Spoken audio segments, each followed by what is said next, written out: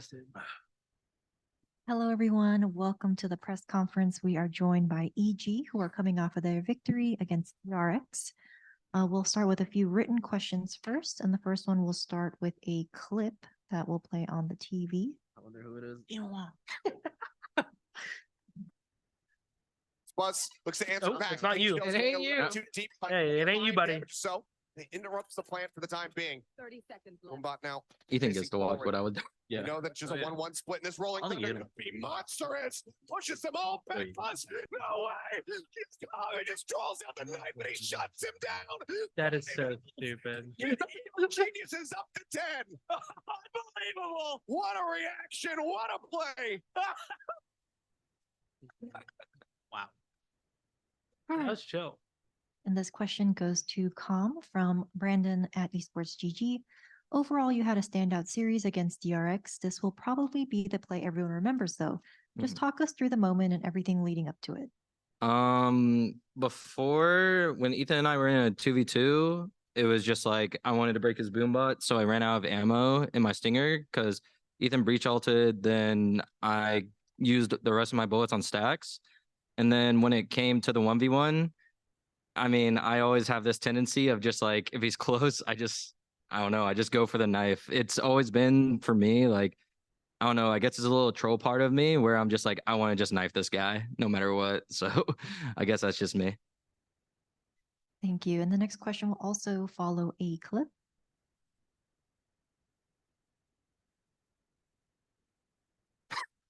Yeah. He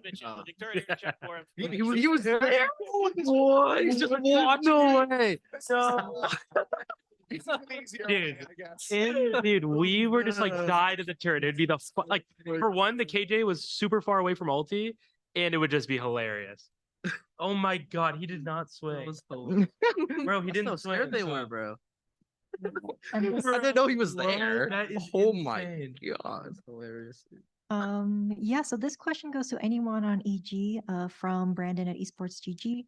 Just want to hear from anyone on the team, their reaction on watching this back, and know what the reaction was like when it happened live.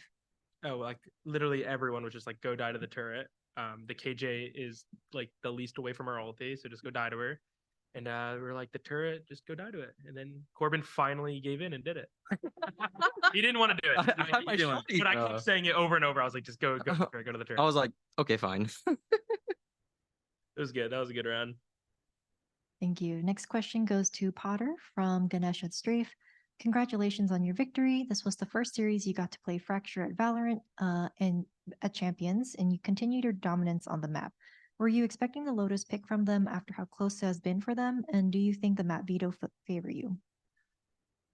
Yeah, the map veto definitely favored us coming in. I really doubted that they were going to pick Lotus. But we knew that if they did, it would just be easy wraps for us. We put in a lot of work on Lotus over the last month. I actually still am shocked that they floated Fracture as well. Yeah, the veto definitely did not go the way that I imagined this morning when I woke up. But, you know, Fracture, Lotus 1 and 2, that was as easy as it could be for us.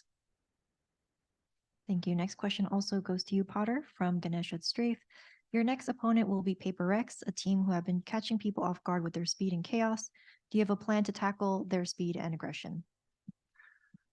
Yeah, you know, I think one of the greatest things about this squad over the last, especially 2 months, is all the layers that we've been adding. Fighting fire with fire, we definitely have the firepower to do that on this squad. Each of these guys, I mean, they're as aggressive as they come. We've actually been working on not overheating. So I think Paper X stylistically is exactly the kind of team we'd like to face off against. So we're feeling very confident going into that series. Thank you. We'll now transition to remote media questions. First question from Brandon, Esports GG. Thank you very much. Congratulations on the win. I guess I'll send this to Boostio, but if anybody else wants to chime in.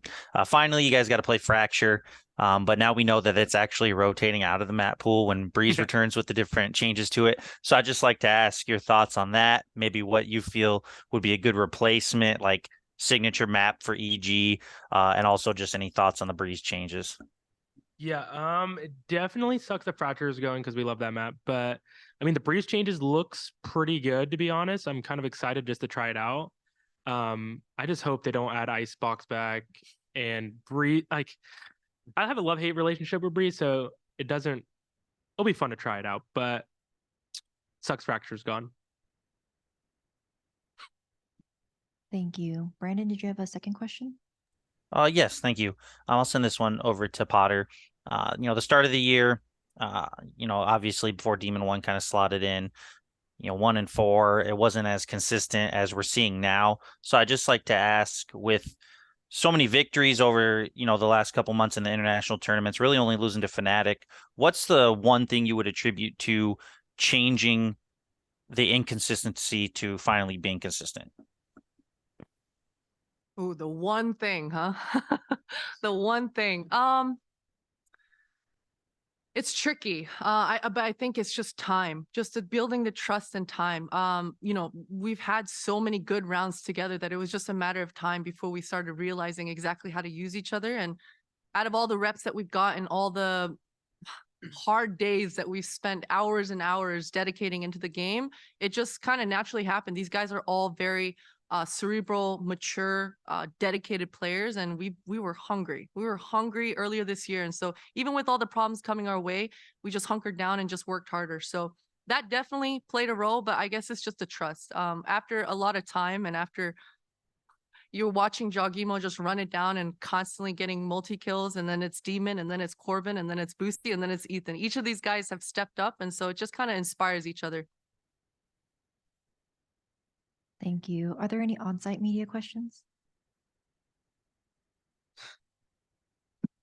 Hi, these are from the Valorant competitive subreddit. I know the last press conference we talked a lot about Demon 1 and the change from being a duelist to a controller. So there's a lot of questions. In fact, all the questions are about Demon 1. So to Potter first, congratulations on the win today. We've seen a switch up in your comps recently. Demon 1 is now playing controller on more maps than before. What's the thought process behind that? And is I don't that like hopping. I was gonna say, is it related to the op stuff? Yeah. Yeah, definitely related to the op stuff, for sure. But it's tricky to say. It just comes down to the op. Simply put, it just comes down to the op. We wanted to be able to create as consistent systems as possible, and Max not always feeling the op kind of played a role in that. But also Boosty is just such a good opera as well. I mean, you've seen it on KJ. And so I think for the last month, we've just consistently been trying to figure out what all our strengths actually are, and Boosty on the op is one of them.